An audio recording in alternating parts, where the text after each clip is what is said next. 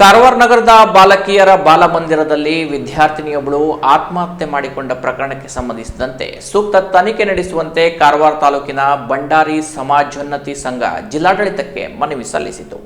ಸೋಮವಾರ ಕಾರವಾರದ ಜಿಲ್ಲಾಧಿಕಾರಿ ಕಚೇರಿಗೆ ಆಗಮಿಸಿದ ಮೃತ ವಿದ್ಯಾರ್ಥಿನಿ ಕುಟುಂಬಸ್ಥರು ಹಾಗೂ ಬಂಡಾರಿ ಸಮಾಜದ ಸದಸ್ಯರು ಜಿಲ್ಲಾಧಿಕಾರಿ ಲಕ್ಷ್ಮೀಪ್ರಿಯಾ ಅವರಿಗೆ ಮನವಿ ಸಲ್ಲಿಸಿದರು.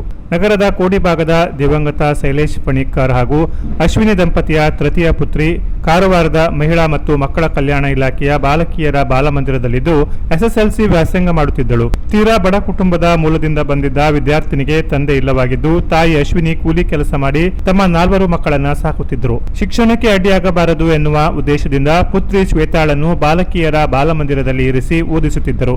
ಆದರೆ ವಿದ್ಯಾರ್ಥಿನಿ ಹಾಸ್ಟೆಲ್ ಕೋಣೆಯಲ್ಲೇ ನೇಣು ಬಿಗಿದುಕೊಂಡು ಆತ್ಮಹತ್ಯೆ ಮಾಡಿಕೊಂಡಿದ್ದು ಬಾಲಮಂದಿರದ ವಾರ್ಡನ್ ಹಾಗೂ ಸಿಬ್ಬಂದಿಯೇ ಇದಕ್ಕೆ ಕಾರಣರಾಗಿದ್ದಾರೆ. ಈ ಬಗ್ಗೆ ಪರಿಶೀಲಿಸಿ ಸೂಕ್ತ ಕ್ರಮ ಕೈಗೊಂಡು ಮೃತ ವಿದ್ಯಾರ್ಥಿನಿ ಸಾವಿಗೆ ಹಾಗೂ ಮಗಳನ್ನು ಕಳೆದುಕೊಂಡ ಬಡ ಕುಟುಂಬಕ್ಕೆ ನ್ಯಾಯ ಒದಗಿಸಿಕೊಡಬೇಕೆಂದು ಕೋರಿದರು.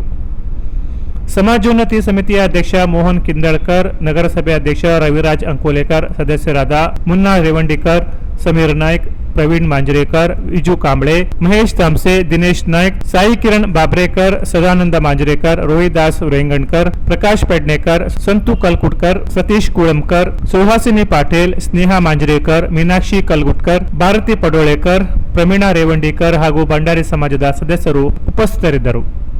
Canara plus news Karwar.